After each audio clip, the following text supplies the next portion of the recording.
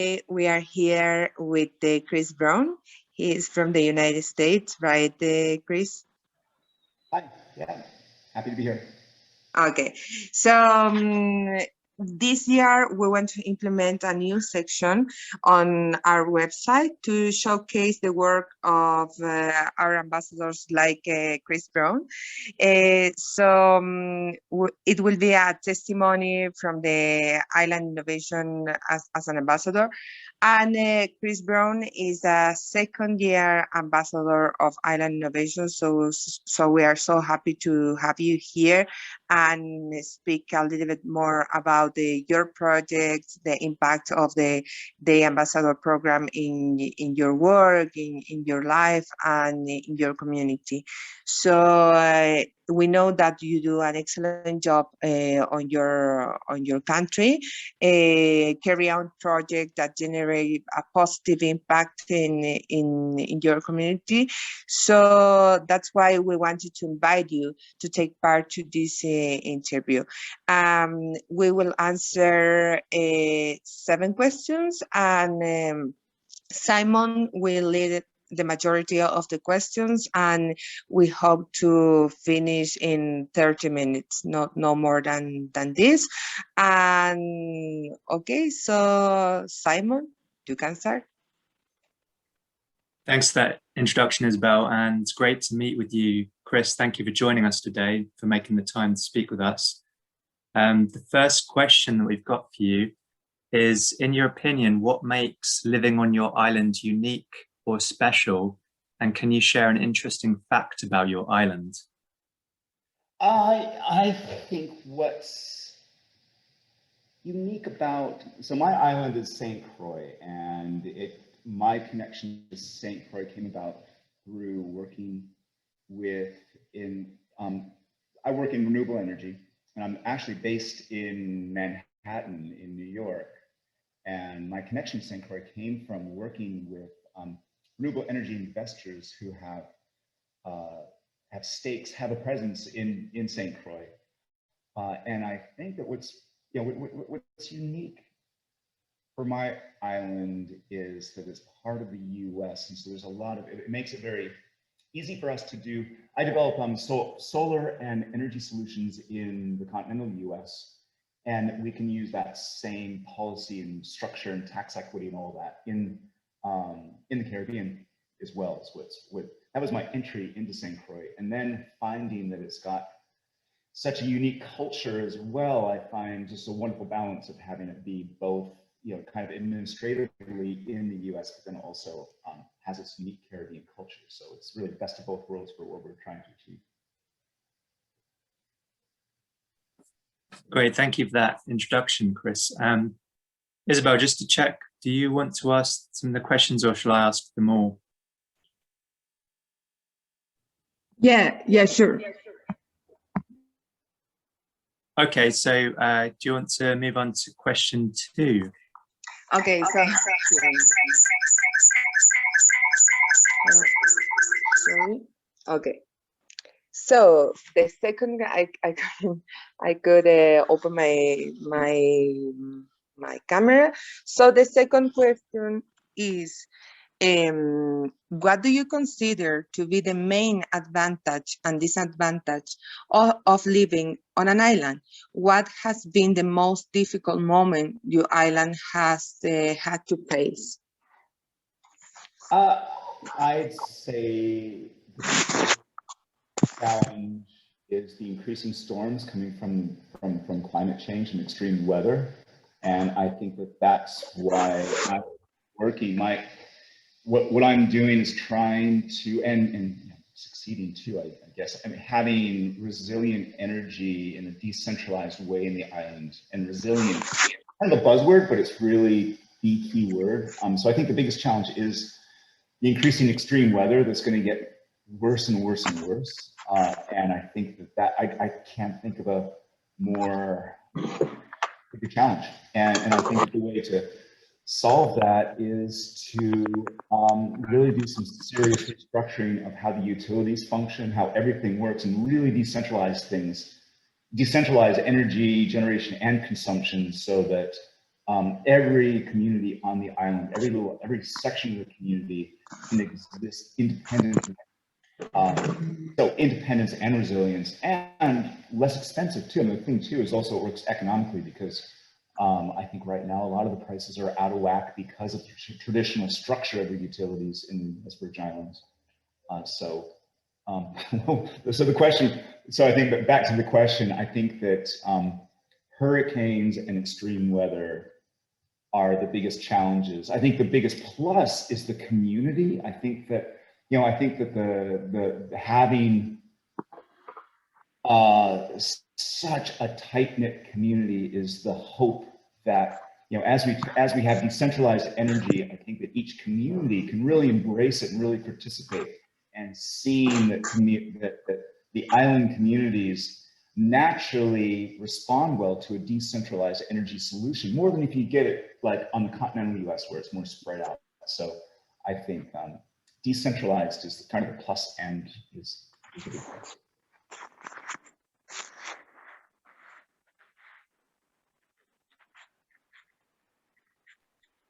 Thanks, Chris. And I totally agree with you. I think that this is just such a massive challenge for people now, or for the world, climate change. And I think just now I'm starting to see this popping up more and more in the news, on the TV, newspapers, magazines, the internet. So I think it's finally starting to catch up with the mainstream media, whereas many people have already been talking about this, but it's finally starting to enter the mainstream conversation, finally. And hopefully we're going to see some fundamental changes to the way we live in terms of energy, like you were saying, because we really can't carry on as we have been if we want to live if we want to have a habitable planet in the future for our grandkids or future generations, let's say. Could you share some positive initiatives taking place on your islands that can help inspire other islanders around the world? Yeah, I guess a positive initiative is our electrical utility is WAPA, and they are realizing exactly what you're saying, Simon. I think that there's a realization that they're also having more requests for proposals for renewable energy microgrids. I think that there's a real positive movement, and a real positive movement toward exactly what you said about realizing the severity of this, that this has gone, I think it's dramatically gone from just a political thing where it's been, oh, people on the left or even previously, very old fashioned idea, this is kind of a hippie thing or whatever, but where it's like, no, this is actually an existential issue, and this is the beginning. I think this summer especially has become like, there's just too many parts of this. I think there's a real realization that this is the new normal, that the summer we're experiencing this year is just the beginning, and it's going to become more like this. So a real positive thing is, I think that I think it's bringing out the best in people, and I think it's bringing out people in WAPA is an old traditional electric utility that's done business the same way for a long, long time. And now you can see a dramatic upswing in introducing requests for proposals and putting serious investment in renewable resilient.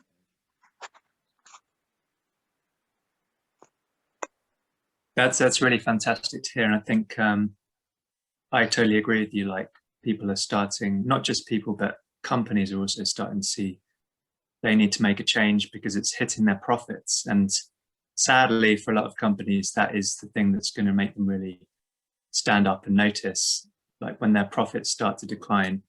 And from everything I've been reading, it is more profitable now to move into renewables rather than sticking with the old system of fossil fuels, unless you're being subsidized, of course, by governments. But I think with governments also realizing they need to change, that's gradually, they're gradually moving away from subsidizing fossil fuel companies and trying to persuade them to move into renewables. So that's really great to hear that that's happening on your island as well.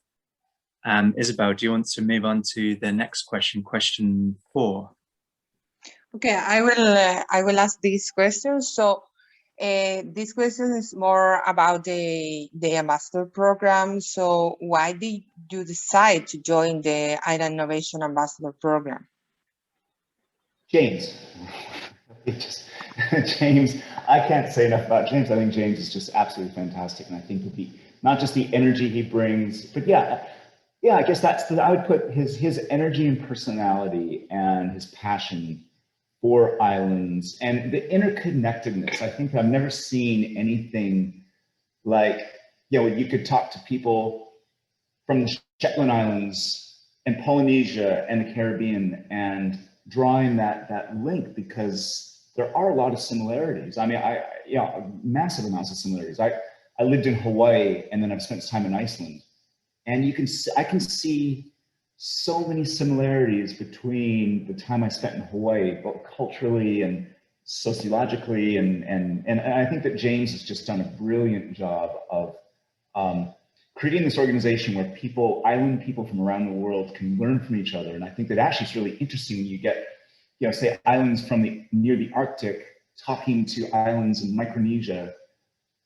The similarities and the differences kind of blend nicely into, you can really, understand core issues from a really interesting perspective from talking to someone who has like a very vastly different geographical setting, but still is dealing with the same fundamental issues. And it just kind of, it's just, and the people are consistently, I've run across nothing but just incredibly motivated, interesting people through the ambassadorship program. So I'm a massive fan.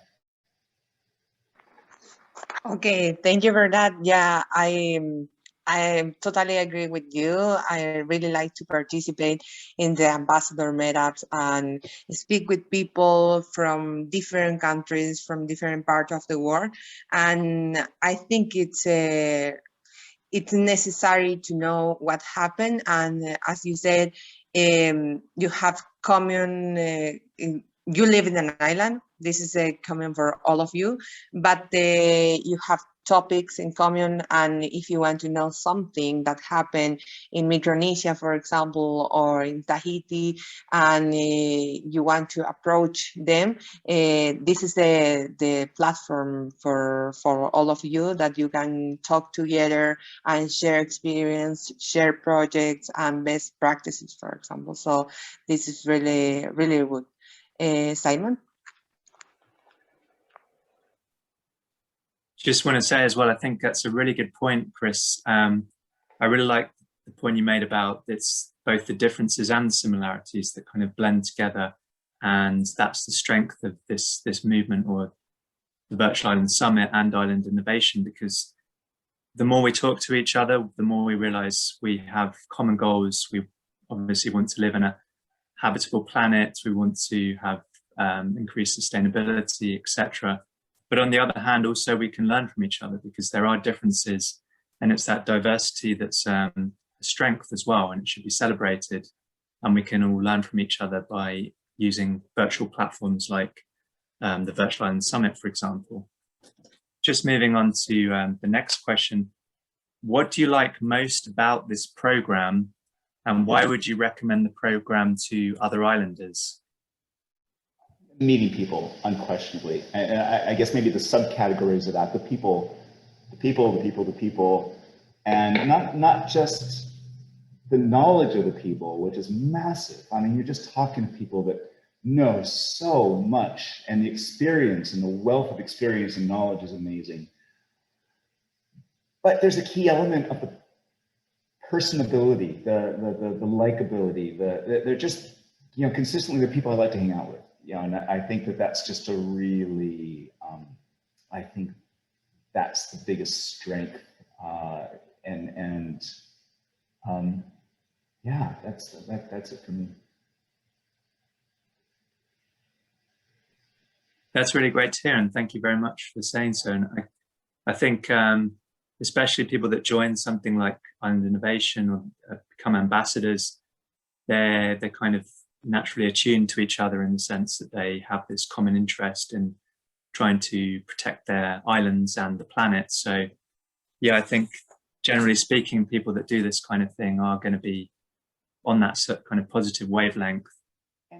And I found a good opportunity as well. I find, like, talking to academics, like I'm in the private sector, so I deal with investors who only care about making money and driven by corporations who, as you said, Simon, are looking at the bottom lines being hurt by climate change. So they've kind of approached this from a less ideological standpoint, and I'm kind of driven by commercial, financial concerns from, you know, my business perspective, and being able to talk to people from a purely academic standpoint and meet in the middle, and meet because we share the same, the same common denominator of being interesting people that want the best for these island communities. I think it's been really interesting to be able, I think I've seen it in conversations with me where assumptions about people that come from the NGO world or the government world or the banking world, or, you know, all these different worlds, I think outside of island innovation, it's easy to make assumptions about, you know, the motives and the intentions of all the different groups of people. But I think here I've found over and over this, you can break down those assumptions through this connection of, and it's really healthy. And I think it's very unusual too. Yeah, it's a really cool kind of melting pot, isn't it, of different people from different sectors, but they're all coming together with this common interest. And I agree with you. We should not make assumptions about people based on where they're from or what they do.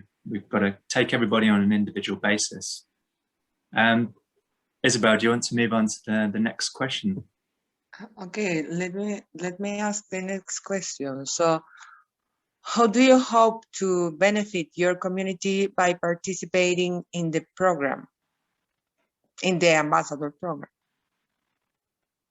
Two things. One, connecting with other U.S. Virgin Islands, British Virgin Islands, all Caribbean, kind of going from concentric rings going out from St. Croix, making those connections so that we can be part of a movement in the Caribbean. You know, so making these connections to be able to, I think that our story gets stronger when we have like a bigger group of people telling the same story about resilient, clean energy, and the ways to prepare our islands for the increased extreme weather and, you know, those hazardous weather in the future. So that's more Caribbean centric, I'd say, and also, but once again, kind of to echo earlier, just like having a worldwide island community of people who are from all over, from Scotland, from, you know, wherever. So I guess my big learning because there's people that know so much, and learning from different perspectives, learning from an academic perspective. So when I'm thinking about like, you know, new energy systems on islands, you know, I want to hear about the environmental impact. I want to hear about how it all ties together. So to have a broader perspective on my specific projects is massively important, like professionally. But then also, I think, you know, I really believe in this as a movement, as like a political movement. I really think that this is, so I think that islands with the rising seawater are really at the forefront of dealing with climate change. And I think that when you look at like people who are really hurt, like Kiribati and all these, you know, all these island countries that are really under severe threat earlier than I think that most of the larger landmass populations are. So I think that I really believe that island communities are at the front line of dealing with all these issues that everyone else is going to have to deal with later. And so that when we can all come together and really, as frontline people on this war, I don't want to call it war, but, you know, there's this extreme threat of climate change, I think it's a massively important political movement as well.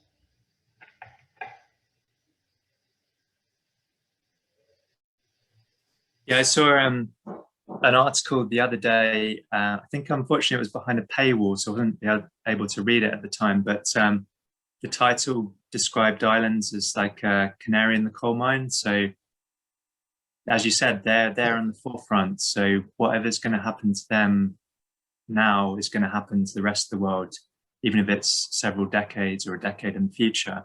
So the quicker we try and protect islands, the quicker we can protect the planet as a whole. So we shouldn't just neglect islands because they're in some remote location. We should care about all places, all peoples, and realize that climate change is going to affect everybody. As I think there's that phrase, no man or woman is an island. So I guess it kind of, we are living on islands, but we're also all connected in that sense. Just moving on to the final question, Chris. Can you recommend why people should join the Virtual Island Summit and other island innovation events? No other opportunity to learn and connect from such a wide range of extremely knowledgeable professional people about the specific issues around the islands. There's nothing out there that combines such a wide range of expertise over such broad geographical range, but with that central island common theme.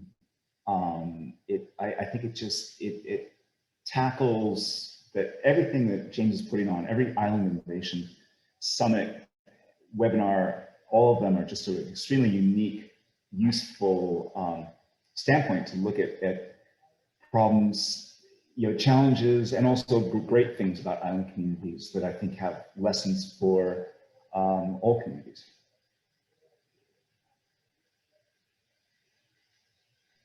Brilliant. Thank you for such a positive recommendation for Island Innovation, Virtual Island Summit, and other events that we put on. That's really great to hear that you've got such value from it. And when we show this video, or when we share it on our social media, this will be a great advertisement for the Virtual Island Summit, and I'm sure it will attract more people. Good. I'm glad it could be useful, because it's very from the heart. I mean, I've really enjoyed this with my involvement. Chris, do you want to say something as a final comment or comment for this interview? Yeah, let me see. I mean, I think that Simon, you hit on me. I think it's a final comment would be the Island Innovation Platform that James has created has created such a unique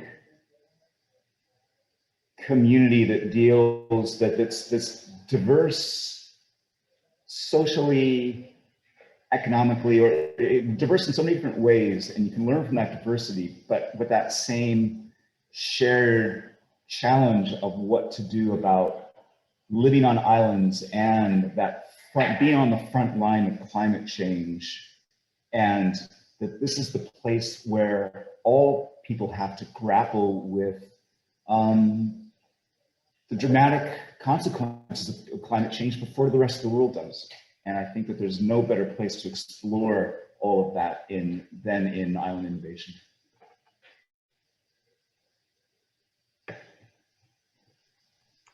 Okay, thank you so much, Chris, for that. Simon, do you want to say something as a final comment?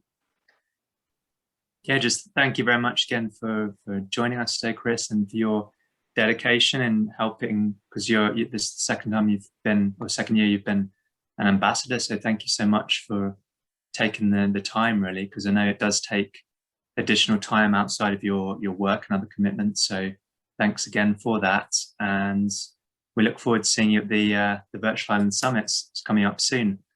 Yeah, thanks, Simon. Yeah, it's been a pleasure talking about it, and just anything else you need, I'm more than happy to help, because it's really, it's fantastic what you all do. So thanks, Simon and Isabel, and it's been a pleasure.